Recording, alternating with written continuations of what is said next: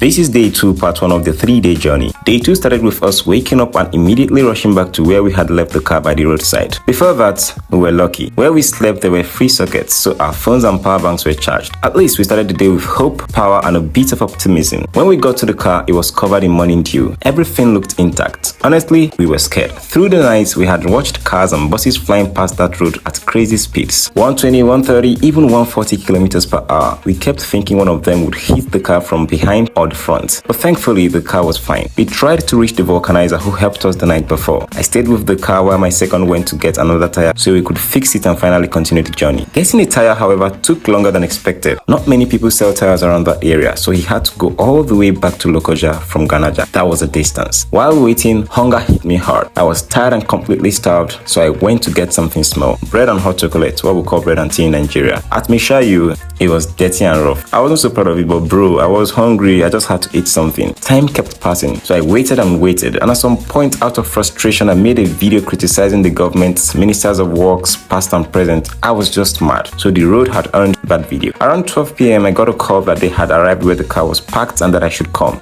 I was genuinely happy. In my mind, the tire was fixed, and in a few hours, I'd be with my family in Enugu. I got there, and what I saw shocked me to the bones. A man traveling down to Abuja from Kogi State with his family had run straight into our parked car at full speed. He had hit it so hard that the car was pushed several meters from where we left it. It was a clear accident. The craziest part, the vulcanizer was standing right beside the car when it happened. If he had been under the car walking, he would have been unalived. What saved his life was simple luck. The person I was traveling with had forgotten to give him the car key earlier. I arrived very angry and furious. My second was already maddening and furious as well. Out of stress, exhaustion, and the money already spent, the first thing he said was that whoever did this would buy him a new car. That was how the man who caused the accident started shouting, wailing, and rambling about going to court and making a whole lot of noise. That was when my second did something crazy. I can't actually say exactly what he did, however, I'm gonna use another scenario to suffice. So let's just say he entered the car and started to rev the engine so loudly that the moment changed everything, because the man who had caused the accident suddenly realized that this wasn't an ordinary situation or an ordinary person, so he started to beg. There was a lot of shouting, pressure, tension. I eventually became the middleman trying to calm both sides. We agreed to collect a small cash settlement, far less than what repairs would cost. The man himself didn't even pay it fully. His brothers, who were also traveling, contributed. He promised to send the balance later. Until today, guys, he never did. How human beings can be. That was how part 1 of day 2 ended.